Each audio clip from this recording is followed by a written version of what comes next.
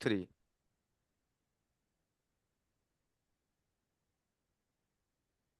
Hello everyone, welcome to Exam Dost. So we all are here in front of you, the whole EC team of Exam Dost.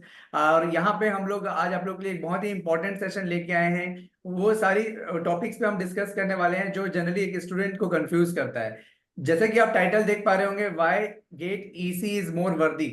तो मतलब ये है कि अगर आप EC से गेट लिखते हो तो आपको क्यों ज्यादा एज मिलता है, क्यों आपके पास एक्स्ट्रा एडवांटेजेस हैं, इन सारे चीजों पे हम बात करेंगे। आप यहाँ पे देख पा रहे हो, मेरे साथ है कामेश सर, मेरे साथ है आपके फेवरेट भीमा शंकर सर, एक होल ईसी टीम आपके साथ है। और हम सब कंबाइनली एक सेशन आपके लिए पहली बार ले रहे हैं, क्योंकि जब से मैं यहाँ पे ज्वाइन किया हूँ, है ना, और उसके बाद से हम लोगों का एक ज्वाइंट सेशन नहीं हो पा रहा था बिकॉज ऑफ सभी का एक फिक्स शेड्यूल चल रहा था। ठीक है, तो जो इम्पोर्टेंट चीजें थी, क्योंकि बहुत अभी एक ऐसा टाइम आ गया है जहां पे आपको अपनी गेट प्रिपरेशन को बूस्ट करना है ना, एक अच्छा स्टार्ट प्रिपरेशन का करना है। तो इस वजह से इंपॉर्टेंट था कि आप लोगों को यहाँ पे एनलाइटन किया जाए कि क्यों आपको गेट ईसी से लिखना चाहिए, है ना। और हम लोग जैसे बात करने वाले हैं कि क्या क्या इसमें अपॉर्चुनिटीज है, अगर आप ईसी से गेट लिखते हो तो अपॉर्चुनिटीज के बारे में हम बात करेंगे। इस गेट ईसी के टफनेस लेवल के बारे में बात करेंगे, पीएसयू में क्या अपॉर्चुनिटीज है इसके बारे में बात करेंगे, और अपार्ट फ्रॉम आईआईटी आपके पास और अदर क्या अपॉर्चुनिटीज हैं। तो इन सारे पॉइंट्स पे हम सभी मिलके डिस्कस करेंगे, अपने एक कॉमन व्यू हम देंगे, है ना। और सबका इंडिविजुअल जो पॉइंट ऑफ व्यू है वो तो रहेगा ही, और एक कॉमन व्यू भी यहाँ पे आपके साथ शेयर करेंगे जो आपको काफी गाइड करेगा कि किस तरीके से आपको अपनी प्रिपरेशन को कंटिन्यू करना चाहिए। So Kamesh sir and Bhima Shankar sir, welcome. Thank yes you sir, sir thank you for sir. This session. तो जैसा कि सर ने बताया, इस सेशन की स्टार्टिंग सर ने की और सर ने ये बताया कि हम इस सेशन में क्या क्या डिस्कस करने वाले हैं। तो ऑब्वियसली हम डिस्कस करने वाले हैं कि ईसी वाले बच्चों को क्या एज मिलता है, क्या एग्जाम की टफनेस है, ये हम डिस्कस करने वाले हैं। तो हम स्टार्टिंग करते हैं कि सबसे पहले कि अगर ईसी का बच्चा एग्जाम देता है, गेट एग्जाम देता है, तो उसको कितना रिलेटिवली टफ देखने को मिलता है एग्जामिनेशन। तो भीमा शंकर सर मेरे साथ हैं। तो सर भीमा शंकर सर आप स्टार्ट कीजिए कि what is the yes sir, toughness of EC examination, या ये रियली में टफ है कि ये सिंपल है compare to other branch sir. Yes sir, definitely. So इसके अंदर हम पहले ये देखना चाहिए, टफनेस के बारे में बात करना चाहिए तो सिलेबस। एंड आप ये एक बात मन पे रखना चाहिए पूरा सेशन होने तक, गेट में जब भी आपका रैंक वटेवर में भी चेक करना चाहिए तो every time they will check relative performance. बाकी लोग से आप कैसा परफॉर्म कर रहे हैं ये देखते हैं लोग, ठीक है। सो जी सिलेबस सर। देखेंगे तो सर, जैसा हम तो इसी सिलेबस देखा, electrical instrumentation and maybe some CSC and other branches का भी सिलेबस देखेंगे तो I have seen that EC का सिलेबस, बिकॉज हम कोचिंग इंस्टीट्यूट्स में ऑफलाइन में भी काम किया, सबसे कम टाइम पे we can complete the EC syllabus, relatively 1-2 subjects less compared to the other branches. They have 8 EC subjects and 2 general subjects which are common for any branch. So relatively with less efforts, less amount of time, they can complete the syllabus. This is the first point I can say, that is the toughness of the exam. Definitely relatively compared to the other branches, it is having a better syllabus, or you can say compact syllabus compared to the other branches. Okay. And if you come to the score, that we can discuss further also, guys. I think Kamesh sir toughness तो ठीक है, I mean syllabus के बारे में मैं तो explain किया। इसके अलावा आप ईसी का मार्क्स के बारे में एक बार थोड़ा सा ज्ञान दे दो सर, जैसा relative to other branches EC में कितना मार्क्स आना चाहिए, वो मार्क्स आना के लिए इतना मुश्किल है क्या, जैसा एक अच्छी से रैंक आना है, एवरेज रैंक 300-500 के आसपास आईआईटी में पहुंचने तक कुछ रैंक आना चाहिए। सो उन लोगों के लिए कितना मेहनत करना, ये सभी चीज थोड़ा सा एक्सप्लेन करो। देखिए सर, अगर हम ईसी की बात करें, तो अगर हम हम्म। 2023 गेट 2023 और गेट 2024 की बात करें साकेत सर, तो हुआ क्या है कि अगर आप मार्क्स देखेंगे टॉपर के, फर्स्ट रैंकर के मार्क्स देखेंगे, तो नो डाउट आप फाइंड आउट करेंगे ईसी के टॉपर के मार्क्स बहुत ज्यादा हाई गए हैं compare to yes. IN branch, compare to double E branch. I am not comparing with the computer science right now because computer science के और ज्यादा हाई गए हैं मार्क्स। बट अगर मैं कंपेयर करूं ईसी के इलेक्ट्रिकल और आईएन ब्रांच से, तो मार्क्स बहुत ज्यादा हाई गए हैं टॉपर के। तो यहां से एक बच्चा बहुत अच्छे तरीके से कंफ्यूज हो सकता है कि ईसी में टॉपर्स के मार्क्स इतने हाई गए हैं, इसका मतलब ईसी में तो कंपटीशन बहुत हाई है, बहुत ज्यादा ब्रिलियंट स्टूडेंट एग्जाम दे रहे हैं, बहुत ज्यादा मतलब पेपर ऐसा आता होगा कि बच्चा स्कोर अच्छा कर पाता होगा, और फिर हमारा स्कोर अगर 40-50 मार्क्स ही रह गया तो हमें तो कुछ मिलने वाला ही नहीं है। लेकिन आप डियर स्टूडेंट्स एक बार ये चीज सोचें कि टॉपर्स को भूल जाएं, टॉप 10 रैंकर्स को भूल जाएं, आप एक एवरेज रैंक की बात करें। क्योंकि आपकी अगर रैंक 100 से लेकर 200 तक है, आपको सारी अपॉर्चुनिटीज मिलेंगी। जो अपॉर्चुनिटीज एक ऑल इंडिया रैंक अंडर 100 वाले को मिलने वाली है, वो 100 से लेकर 200 वाले को भी वही सेम अपॉर्चुनिटीज मिलने वाली है। एक हाथ चीज में आप कंपेयर मत करोगे कोई ब्रांच, एक पर्टिकुलर आईआईटी, बट इक्विवेलेंट आपको अपॉर्चुनिटीज मिलने वाली है।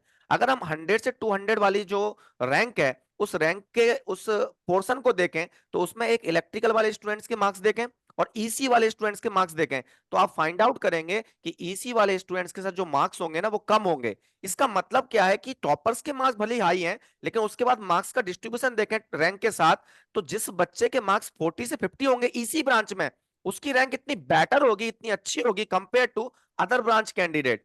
तो इसका मतलब यह हुआ कि एक ईसी ब्रांच का स्टूडेंट एक एवरेज मार्क्स, जो कि मैं 40 से 50 बोलता हूं, 40 से 50 मार्क्स लेकर भी आता है, तो उसमें भी उसकी रैंक एट प्रेजेंट अगर मैं 3-4 इयर्स का स्टैटिक्स देखूं, तो वो अंडर 500 ही गिर रहा है।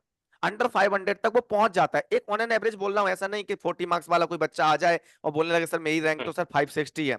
आई am not saying like that, just एक जनरलाइज टॉक कर रहा हूं, ठीक है। तो उसमें क्या पाया जाता है कि 40 से 50 मार्क्स वाले की भी एक अच्छी रैंक आ जाती है, और अच्छी रैंक मैं उसको कंसीडर कर रहा हूं जिसमें उसको सारी अपॉर्चुनिटीज मिल जाती हैं। अब आप इस चीज सोचिए सर, 40 से 50 मार्क्स लाने के लिए उसको एफर्ट्स क्या डालना पड़ेगा, क्योंकि हमारा पॉइंट ही वही है कि एफर्ट्स कितने हैं।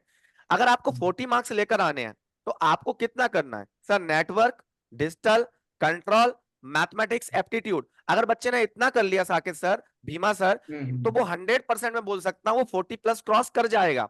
वो छोड़ सकता है डेफिनेटली। कम्युनिकेशन, वो छोड़ सकता है ईएफटी, वो छोड़ सकता है ईडीसी, वो छोड़ सकता है एनालॉग सर्किट, नो प्रॉब्लम। उसके 40 प्लस मार्क्स यहीं पर आ गए उसके। बट उसे अगर बहुत अच्छी रैंक लाना है, या उसके फेवरेट सब्जेक्ट मान लो ईडीसी एनालॉग है, हो सकता है किसी बच्चे के नेटवर्क डिजिटल कंट्रोल समझ में ही नहीं आता हो उतना अच्छे से जितना उसको कम्युनिकेशन ईएफटी में इंटरेस्ट आता हो। तो वो डिपेंड करता है। मतलब अगर मैं इसको और कंक्लूडिंग वे में बोलूं, तो वो हाफ ऑफ द सब्जेक्ट्स को कंप्लीट कर ले, हाफ ऑफ द सिलेबस को ही कंप्लीट कर ले, तो उसमें वो 40 से 50 मार्क्स लेकर आ सकता है इसी ब्रांच में, और उसमें उसकी रैंक आ जाएगी 500 के अंदर। जिसका मतलब वो हर पीएसयूज में उसके लिए एलिजिबिलिटी है लगभग, उसके पास हर आईआईटीज में जाने का मौका है, हर एनआईटीज में जाने का मौका है। एनआईटीज की तो बात ही क्यों करें, वो आईआईटी में ही पहुंच जाएगा, क्योंकि आज के डेट में देखें तो आईएससी बेंगलोर इतने रैंकर्स को कॉल करता है, up to 100, sorry up to 1000 और 1500 तक की रैंक वालों को कॉल आता है। बस उसका इंटरव्यू अच्छा होना चाहिए, और इंटरव्यू के लिए तो सर हम प्रिपेयर कराते ही हैं बच्चे को कि आईआईटीज, और अगर आईएससी बेंगलोर का जब वो इंटरव्यू दे रहा हो तो इंटरव्यू को कैसे फेस करे, ये हम क्लास में पहले से उसको प्रिपेयर करा के रखते हैं। अलग से कराने की जरूरत ही नहीं पड़ती है, पहले से प्रिपेयर करा के रखते हैं, तो बच्चा आराम से वो अच्छी अपॉर्चुनिटी को अचीव कर लेता है। तो this is all about sir कि एवरेज मार्क्स में बच्चा कितना अचीव कर सकता है in the EC compare to other branch. अगर मैं बात करूं इसके अलावा, ये तो सर मार्क्स की बात हो गई, टफनेस की बात हो गई। जैसा कि साकेत सर ने स्टार्ट किया कि सर हम इसमें केवल और केवल टफनेस की बात ही नहीं करने वाले, हम अपॉर्चुनिटीज की भी बात करने वाले हैं। तो साकेत सर मैं आपसे ही स्टार्ट कराना चाहूंगा कि आप ही बताइए कि अपॉर्चुनिटीज पर अगर आप प्रकाश डालें तो क्या क्या अपॉर्चुनिटीज हैं एक ईसी कैंडिडेट्स के लिए, अगर उसकी इतनी एवरेज रैंक आ जाती है तो।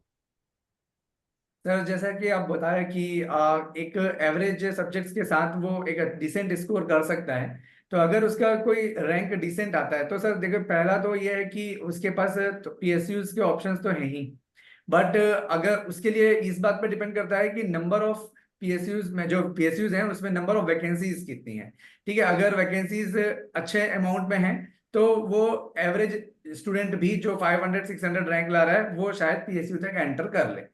बट वो सारे स्टूडेंट जिनका रैंक थोड़ा पीछे है, या सपोज करो कि किसी पर्टिकुलर ईयर में पीएसयू में उतने नंबर ऑफ सीट्स नहीं आए, तो उसके पास अपॉर्चुनिटी होती है एमटेक करने की। और अगर वो एमटेक करता है किसी आईआईटी से, या एनआईटी से, या ट्रिपल आईटी से, हमारे पास तीन अच्छे अपॉर्चुनिटीज हैं जहां से आप कर सकते हो। और इसके अलावा भी हमारे पास अपॉर्चुनिटीज है जहां पे आप सेपरेटली एग्जाम लिख के जा सकते हो, जैसे बिट्स पिलानी वगैरह हो गया, वहां पे भी आप सेपरेट इनका एग्जाम लिख के वहां पे भी आपके पास एक अच्छी अपॉर्चुनिटी बन जाती है। तो अगर आप इन जगह से एमटेक करते हैं तो वहां पे जाने के बाद आप अपने सबसे पहले तो अपने कोर ब्रांच के लिए ट्राई करेंगे। अगर मान लो आपको कोर ब्रांच नहीं मिलता है तो ईसी वालों के पास एक एक्स्ट्रा एडवांटेज होता है कि वो इंटरडिसिप्लिनरी में भी जा सकते हैं, जहाँ पे कंप्यूटर साइंस के भी सब्जेक्ट्स होते हैं, कंप्यूटर साइंस के सब्जेक्ट्स होते हैं, जहाँ पे आपके पास मशीन लर्निंग के सब्जेक्ट्स होते हैं। ठीक है, जहाँ पे आपके पास पैटर्न रिकॉग्निशन वगैरह, डेटा साइंस वगैरह, मतलब ये ओपन हो जाते हैं, ये सारे कैटेगरीज आपके पास ओपन हो जाते हैं। अगर आप इसी में रहते हुए आपको थोड़े टाइम के बाद समझ में आता है, सपोज करो 1 ईयर के बाद समझ में आता है, तो आप उन सारे सब्जेक्ट को अपने प्रोजेक्ट में इन्वॉल्व कर सकते हैं, ताकि आप कल को किसी कंपनी में इंटरव्यू दें तो आप ये बता सकते हैं कि आपने इस फील्ड पे वर्क किया है, तो वो आपको बिल्कुल रिक्रूट करने की सोच सकता है, अगर आपके पास उसके लिए सफिशिएंट स्किल्स अगर आपने डेवलप किए हैं। तो इवन आप अगर एमटेक के फर्स्ट ईयर में ही अगर आप डिसीजन सही नहीं लिए, मान लो आपको लगता है कि नहीं मैंने ये वाला ब्रांच चूज करके गलत कर दिया, तो भी आपके पास अपॉर्चुनिटी रहती है, क्योंकि आपका बैकग्राउंड ऐसा है, ईसी से अगर आपने किया तो आपका बैकग्राउंड ऐसा प्रिपेयर हो जाता है कि आपके पास अपॉर्चुनिटी रहती है कि आप उसको सेकेंड ईयर ऑफ एमटेक में भी इलेक्टिव सब्जेक्ट्स के थ्रू अपने करिकुलम में ऐड कर सके, यस। सेकेंड प्रोजेक्ट के थ्रू आप ऐड कर सके। तो इस तरीके से आपके पास अपॉर्चुनिटीज बढ़ जाती है। और बाकी अगर आप स्विच करना चाहते हैं, जैसे आपने बीटेक ईसी से किया, अगर आप एमटेक सीएसई वगैरह से करना चाहते हैं, तो उसके लिए हमारे साथ भीमा शंकर सर है, he is the one of the best example for all of us, कि कैसे आप एमटेक में दूसरे ब्रांच से अगर आप करते हो तो आपके पास अपॉर्चुनिटीज आती है। तो इस बारे में भीमा सर भी आपको कंटिन्यू गाइड करेंगे कि डेफिनेटली क्या सर। अपॉर्चुनिटीज है। हाँ, से मैं मेरा खुद का एक्सपीरियंस एक्सप्लेन करना चाहिए। जैसा मेरा बीटेक तो इजी है, उस समय पे मेरा आइडियोलॉजी और मेरा माइंडसेट ऐसा है, आई डोंट लाइक सीएस। कोई रीजन तो पता नहीं मुझको अभी, I don't know how to check my results. देखने के बाद जैसा एमटेक का एप्लीकेशन फिल करने के लिए उस समय पे वाईफाई एटसेट्रा हमारे पास तो नहीं, सो इंटरनेट सेंटर के जाके we need to apply for that. वो भी मुझको पता नहीं, मैं दूसरा का हेल्प लेके, कोई भी फ्रेंड का हेल्प लेके आई यूज टू डू दैट। इतना वीक है मैं कंप्यूटर सिस्टम्स में। But okay. समहाउ मेरे को इस ब्रांच पे अपॉर्चुनिटी मिला, उसके बाद मैंने ऐसा सोचा why can't be switch. Join होने के बाद मुझको समझ हुआ, जैसा हमने ईसी में what we are learning is how the computer works after. जैसा माइक्रो प्रोसेसर में पढ़ा, थोड़ा सा प्रोग्रामिंग हमको पता है, microprocessors we have studied, उसमें एएलपी होता है, इसमें हाई लेवल लैंग्वेजिंग होता है, but we can relate the things easily. Software is nothing but more of your common sense और आपका एप्टीट्यूड स्किल्स। मैथ सही से हुआ तो you can do it. So switching ज्यादा इशू तो नहीं है सर, मैं कॉलेज जाने के बाद ज्यादा इश्यूज फेस नहीं किया। थोड़ा सा मेहनत करेंगे तो easily EC people can switch to CSC.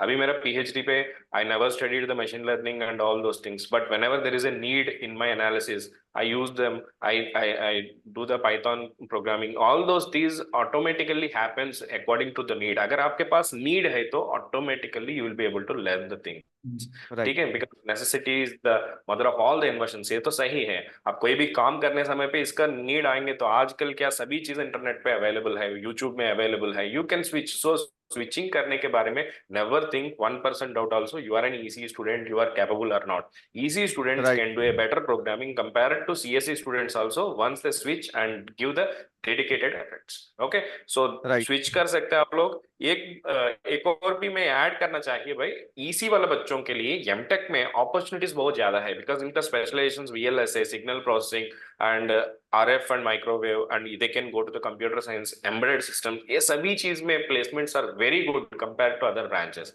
जैसा कामेश सर ने बोला 40-50 के आसपास आपका मार्क्स मिलेंगे, you will be getting some good IIT, नहीं है तो एनआईटी पे मिल सकते हैं। And I have one data of one of my student triple IT Allahabad में किया, उनको इंटेल पे इंटर्नशिप मिला। सो ही सेड दैट 2000-3000 का आसपास रैंक आएंगे तो भी we can go to the triple ITs and we can get it sir easily the placement. This opportunity is not available for the other branches because most of the triple ITs they will take the students of ECE and CSE only. So because they okay. have the branches of EC and CSE, when you are electrical, you may be writing the exam in EC and you may be able to enter it. That's a different case. Or you may need to attend their own exam conducted by the institute. But EC people को definitely एक edge है. So okay. IITs पे जा सकते हैं, NITs के जा सकते हैं, इसके अलावा ट्रिपल आईटीज में भी आपको अपॉर्चुनिटी मिल रहा है। So to do it in EC specialization. आजकल क्या हुआ ना सर, मैंने देखा सिग्नल प्रोसेसिंग में बहुत मशीन लर्निंग का अप्रोचेस है सर। जैसा यस। आपने राइट। Signal right. प्रोसेसिंग का स्पेशलाइजेशन Yes. तो आपको भी पता है। So EC and CSC more और less they are what we call, there is some sort of overlapping between them, it is not they are like separated like earlier days. हम सारे machine learning approaches जो है ना, algorithms जो है ना, वो तो we are applying in our EC signal processing और whatever may be the application, they need to learn, no doubt in it. So compulsory EC वाले बच्चों के ये एज भी है गए। सर ने बताया जैसा whatever we are getting the ranks, marks लाना आसान है, अपॉर्चुनिटीज आसान के, इसके अलावा आपका एमटेक में बहुत ज्यादा चांसेस है to get a better placement, even you get a rank of 2000 3000 also. Sir Kamil sir, आपके पास कुछ वही एनआईटी का भी कुछ डाटा है? मेरे पास तो ट्रिपल आईटी का डाटा है। सो राइट। एनआईटीज में भी आई नो टॉप एनआईटीज में ठीक है सर, एनआईटी तिरुचि, वरंगल, सो ये सभी तो definitely they will be getting the best opportunities. Any other NITs का में मिलने देखो, के लिए कितना रैंक आना चाहिए, and what are the opportunities for EC students sir? Right right sir, देखो मैं हमेशा क्या बात करना पसंद करता हूं कि कोई चीज का अगर अपने पास डेटा है तो बहुत ज्यादा मतलब बच्चे के लिए वो आसान हो जाता है समझने के लिए। तो जैसे कि सर की जो बातें हैं उसको मैं कंक्लूड करूं तो सर ने एक सिंपल सा पॉइंट बोला कि ईसी वालों के लिए सबसे बड़ा एक्स्ट्रा एडवांटेज है triple IT.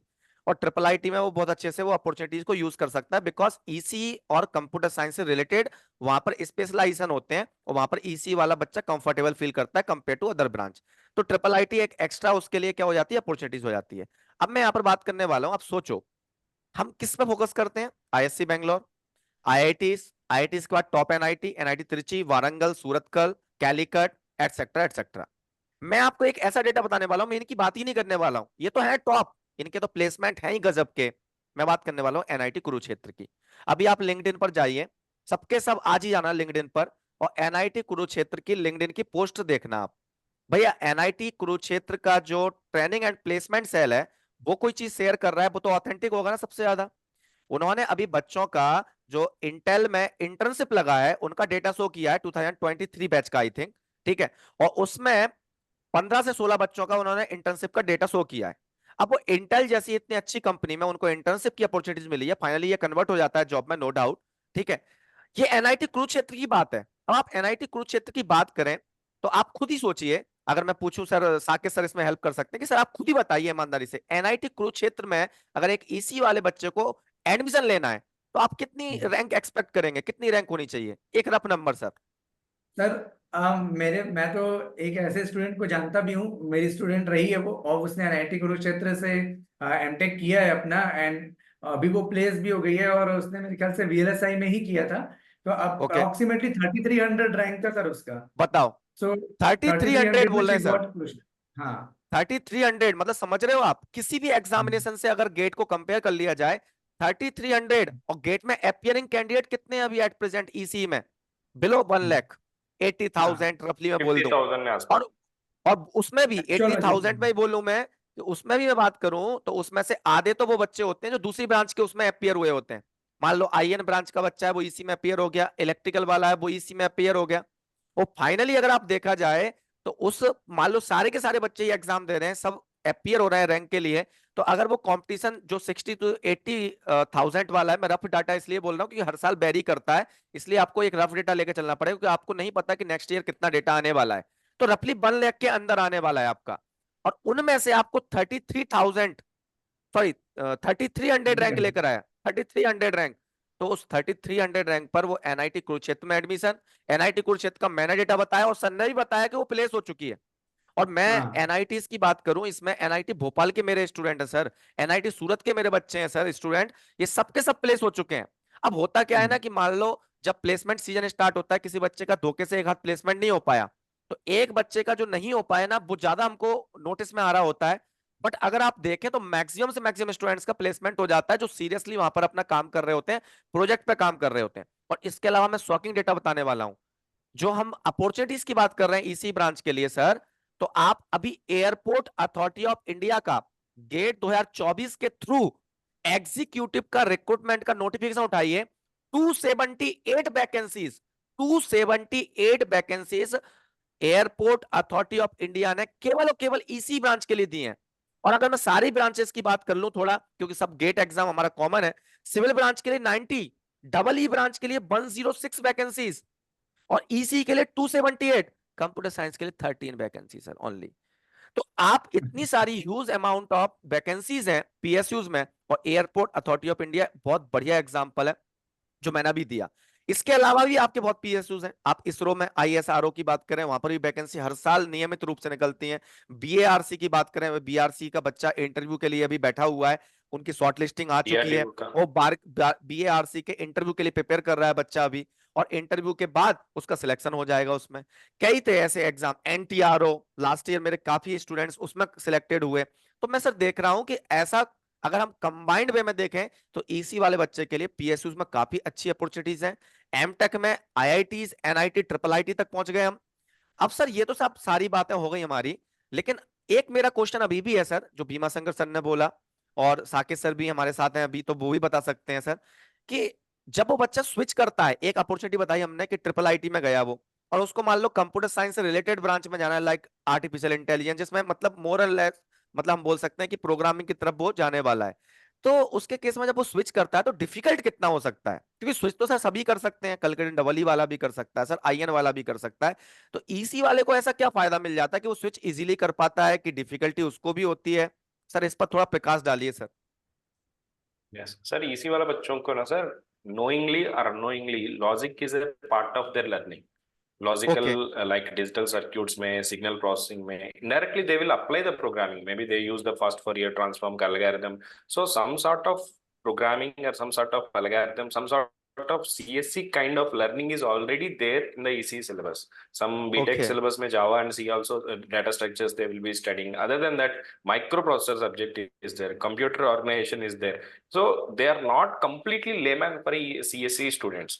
They okay know some part of the CSE. All they need to अच्छा know is how to convert the things. And समझ एक गया। चीज तो ये है सर, not only CSE और आर्टिफिशियल इंटेलिजेंस, अभी तक हम एक लोकल कॉलेज से आईआईटी पे जा रहा है, सेम ब्रांच ले लो, इसके इस केस में भी थोड़ा सा डिफिकल्टी तो फेस करना चाहिए सर, बिकॉज इनिशियल फ्रिक्शन तो हमेशा होता है ना। अभी तक हमारा लर्निंग पैटर्न ऐसा हुआ है, वो प्रीवियस ईयर पुराना ईयर का क्वेश्चंस देख के पढ़ के एग्जाम्स तो लिखा, अभी ऐसा नहीं। सो प्रोफेसर्स का टीचिंग अलग है, इसमें प्रोजेक्ट्स होता है, सेमिनार्स होता है, प्रेजेंटेशंस होता है, बहुत अच्छी कॉम्पिटिशन होता है। That kind of difficulties they need to face, but they can overcome definitely, no doubt in it. थोड़ा सा initial friction will be there irrespective of the specialization whether they take the CSC or not, but easy वाला बच्चों को मैं ये बोल रहा हूँ ना सर, इनका logical thinking is already developed in their particular course, okay algorithms etc, they are part of their EC course also, in in what we call in signals and systems, signal processing, digital circuits, all these subjects are indirectly related to this CS sir, so they are not okay completely new to the CS. That one advantage they are having. Okay मतलब ये बोल Sir, सकते हैं sir in हम BTech इसमें कि also, yes sir, कि in हम हाँ BTech sir. GATE also exam के they learn सिलेबस को ना देखें। microcontroller ना। यस सर, हम मतलब गेट के एग्जाम के सिलेबस को ना देखें, अगर हम उसके 4 साल का जो बीटेक का जो एनवायरमेंट है, बीटेक का जो करिकुलम, हाँ सिलेबस है उसको देखें, राइट तो उसमें राइट। 100% कंप्यूटर साइंस का फ्लेवर आ जाता है। जैसे डेटा स्ट्रक्चर हाँ पढ़ यस रहा सर, होता है वो, यस। सी प्लस प्लस भी पढ़ रहे होते हैं, जब हम भी पढ़ते थे तो सी प्लस प्लस हमको पढ़ाया जाता था।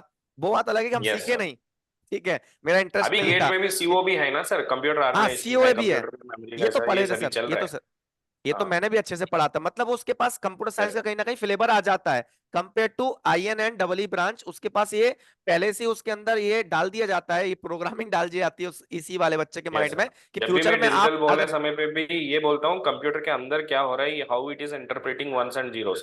कंप्यूटर को कैसा समझ हो रहा है, वन का मतलब क्या, जीरो राइट का राइट मतलब क्या, वन जीरो दिया तो काम कैसा हो रहा है। So indirectly they are related to CS. Hmm. Okay. So sir, before going to talk about our exam those courses, Saket Verma sir आप अपना फाइनल कंक्लूजन दीजिए हमारे डिस्कशन पर कि एक ईसी वाले बच्चे को क्या मोटिवेशन लेके अपनी प्रिपरेशन को कंटिन्यू रखना चाहिए, और उसके लिए क्या क्या पॉजिटिव पॉइंट्स हैं, इनको प्लीज समराइज कीजिए, फिर हम अपने एग्जाम दोस्त के इनिशिएटिव्स के बारे में आपको बताने वाले हैं। तो आप लोगों ने पूरी बातों को सुना है ना, और आप लोगों को समझ में आया होगा कि पहला जो हम लोग टफनेस लेवल की बात कर रहे थे, तो उसमें आपको इलेक्ट्रॉनिक्स से अगर आप गेट लिखते हैं तो वहां पे बहुत ज्यादा टफनेस नहीं आता। मतलब आप अगर सेलेक्टिव होके भी स्टडी करेंगे और अपने सिर्फ इजी पार्ट को अच्छे से प्रिपेयर कर लेंगे विद द प्रॉपर गाइडेंस, है ना, जहाँ पे आपको एक पूरे टीम से गाइडेंस मिले, जहाँ पूरे टीचर आपके साथ इंडिविजुअली इन्वॉल्व रहे, है ना, अगर ऐसे आप टीम के साथ प्रिपरेशन कंटिन्यू करते हो तो गेट ईसी से आपको एक बहुत डिसेंट रैंक लाना कोई भी टफ काम नहीं है। ठीक है। सेकंड, अगर अपॉर्चुनिटीज की बात करें तो अगर सपोज करो कि पीएसयू में, जैसा कि सर बताए ऑलरेडी कि पीएसयू में बहुत सारी वैकेंसीज निकली है ना, और ऐसा हर साल निकलता है, लेट से निकलता है लेकिन आपको मिलेगा। प्रीवियस ईयर के गेट के स्कोर भी कई बार वैलिड रहते हैं, तो गेट का स्कोर आपका कभी भी वेस्ट नहीं जाएगा, है ना। और अगर आप एमटेक में एंट्री लेते हो तो एमटेक में आपके पास इंटर्नशिप की अपॉर्चुनिटी है।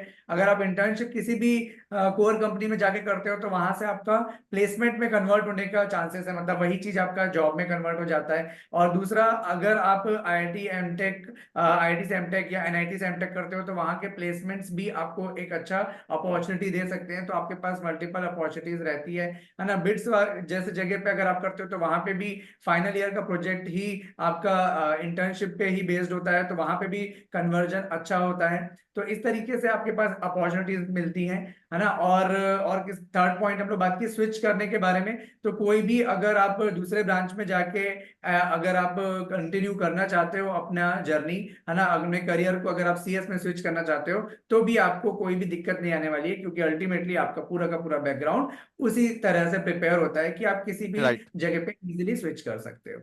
Sir continue. Yes sir. तो सर मैं चाहूंगा कि बच्चों को ये भी इन्फॉर्म किया जाए कि अभी हाँ, जैसा कि हम एग्जाम लोग दोस्त। बोले कि अभी गेट का एक अच्छा आपको प्रिपरेशन का टाइम है, क्योंकि अभी बहुत सारे लोगों का सेमेस्टर एग्जाम है मई में, और इसके बाद भी आप लोग जर्नी स्टार्ट करोगे, और कुछ लोग ऑलरेडी जो कर चुके हैं उनके लिए एक बहुत हमारे पास इंपॉर्टेंट इन्फॉर्मेशन है, क्योंकि आज जैसा 2 मई है आई थिंक, है ना। तो कल से ही हमारे लिए कुछ इंपॉर्टेंट चीजें थी जो हमको आपको शेयर करना था, है ना। यस। तो सर जैसे आप देख पा रहे होंगे मेरी स्क्रीन पर, it is visible to all. Is it और विजिबल कुछ दैट? दिख रहा है, आपका व्हाट्सएप दिख रहा है। Okay, WhatsApp. Okay. Right. So I think this is my WhatsApp. Okay. या So no issue. now I think this is okay. This is visible now. Right sir. Yes. तो जैसा कि देखो आप लोग देख पा रहे होंगे सारे स्टूडेंट्स कि एग्जाम दोस्त के हमारे प्लेटफॉर्म पर 1 मई से हमारे नए बैचेस स्टार्ट हुए हैं, ईसी और इलेक्ट्रिकल दोनों ब्रांचेस के लिए, और आईएन वाले बच्चे भी, उनके लिए भी हमारा ये कोर्सेज स्टार्ट हुए हैं। तो आप अगर एग्जाम दोस्त के प्लेटफॉर्म के थ्रू आप अपनी बेस्ट प्रिपरेशन को स्टार्ट करना चाहते हैं तो आपके पास अभी भी मौका है। 1 मई वाले उस बैच में ज्वाइन करके आप कंट्रोल सिस्टम के साथ अपनी स्टार्टिंग कर सकते हैं गेट 2025 और 2026 की जर्नी को। कंट्रोल सिस्टम हमारे अंकित गोयल सर पढ़ा रहे हैं, जो 2 टाइम्स एआईआर रैंक 1 है, ऑल इंडिया रैंक 1 है गेट में। इससे अच्छा मौका आपको नहीं मिल सकता, इससे बेस्ट स्ट्रेटेजी आपको नहीं मिल सकती। वो अपनी क्लासेस में आपको स्ट्रेटेजी भी बताते हैं, और कंटेंट तो आपका पता ही है कि वो बहुत बेहतरीन देने वाले हैं आपको। साथ ही साथ जो बच्चे केवल और केवल कंट्रोल सिस्टम पढ़ना चाहते हैं, किसी बच्चे को ऐसा लगता है, ऐसी फीलिंग्स रहती है कि कंट्रोल सिस्टम में वो मैक्सिमम मार्क्स स्कोर नहीं कर पाया है लास्ट ईयर, और अब वो गेट दे रहा है, पुनः दोबारा दे रहा है, तो उसके लिए अच्छी अपॉर्चुनिटीज है कि वो अपने कंट्रोल सिस्टम को एटलीस्ट अच्छा कर ले, और एटलीस्ट कंट्रोल सिस्टम सब्जेक्ट पढ़ के भी वो अच्छा मतलब अपना कॉन्फिडेंस डेवलप कर सकता है। और फिर उसको जब कॉन्फिडेंस अच्छा आ जाएगा कंट्रोल सिस्टम में, तो धीरे धीरे उसके बाकी सब्जेक्ट भी बहुत अच्छे हो जाएंगे। तो सब्जेक्ट वाइज से भी वो स्टार्ट कर सकता है, अपनी जर्नी को चेक कर सकता है कि कैसा आपको यहाँ पर कंटेंट प्रोवाइड किया जा रहा है, और फिर वो फुल कोर्स में भी अपना कन्वर्ट हो सकता है, और वो आपका फाइनली फुल कोर्स में हम कन्वर्ट भी कर देते हैं। तो आप जरा देख रहे होंगे कि सबसे मैक्सिमम डिस्काउंट 25% अवेलेबल है अभी, और 25% डिस्काउंट आपको सब्जेक्ट वाइज और full course all the courses पर भी मिल रहा है एग्जाम दोस्त पर। और आप हमारी टीम को कॉल कर सकते हैं, टीम का जो नंबर है 70890 वाला, वो लिंक्ड में हम डाल देंगे डिस्क्रिप्शन में, उस पर आप अपना मैसेज कर सकते हैं, अपनी क्वेरी कर सकते हैं। और इस वीडियो को जो भी बच्चे देख रहे हैं, जिन जिन जिन बच्चों ने इस वीडियो को देखा है, वो इसको सबसे पहले शेयर जरूर कर दें, क्योंकि इसमें जो हमने इनसाइड स्टोरी और इतनी अच्छी इन्फॉर्मेशन आपको शेयर किया है, ये इन्फॉर्मेशन हर बच्चे के साथ पहुंचना चाहिए। बहुत इंपॉर्टेंट डिस्कशन था, ऐसे डिस्कशन हम आप लोगों के साथ लेकर आते जाएंगे। और कमेंट करना ना भूलिए कमेंट सेक्शन में कि आपकी और क्या क्या डिमांड्स हैं, कैसे वीडियोस हम आप लोगों के लिए लेकर आए, सो दैट आपको बहुत ज्यादा बेनिफिशियल हो। So thank you all the sirs. Anything else that thank you you want sir. To say to the student sir? Thank you. So thank you. Nothing anything sir. Else? So students को ये मैं finally ये conclude करना चाहिए, जैसे सारी चीज तो हमने डिस्कस किया अपॉर्चुनिटीज बारे में everything, but one thing sir, EC वाला बच्चों के लिए I can with all my experience I can say this is the best platform. Exam right दोस्त सर। में जो ईसी का टीम है ना sir, including the what we call, you are there, Kamil sir is there for EC, EDC and analog में तो है digital network and CO के लिए, Saket sir is for EMFT communication and Ankit sir is there for signals controls. एक पूरे team है for all the subjects. जैसा नहीं we start something and we leave और we are in a dilemma who will be teaching which particular subject, ऐसा condition तो नहीं है। यहीं पे this is the best team for ECE. You compare with any other anywhere, you don't get this kind of quality, this Team kind is of important, sir. experience anywhere. So Team is always choose important your career carefully. because ठीक one है? subject So can give all the you best the guys, best rank. take a wonderful decision in your life Right. that will definitely drive you better. Thank you. Okay, sir. Saket sir, anything you want to say to student? Sir thank you so much ये इस particular session के लिए कि हम लोगों ने एक अच्छा सेशन प्लान किया है, मुझे लगता है स्टूडेंट्स को अच्छा लगेगा। तो अभी हम इसी में बस कंक्लूड करते हैं सर, और बाकी स्टूडेंट्स कमेंट करेंगे तो हम ऐसे और भी अपने एक्सपीरियंसेस और सर बच्चों को ये बोलो ना सर, कमेंट करना जरूर है। कमेंट So करना Right. session देखने के बाद वो फीडबैक देना चाहिए so that we can understand and help them further in a better possible हाँ way. बिल्कुल। Okay, okay. Right. Okay. So we are ending this session. Thank you all the students. Bye bye. Thank you. Love you all. Take care.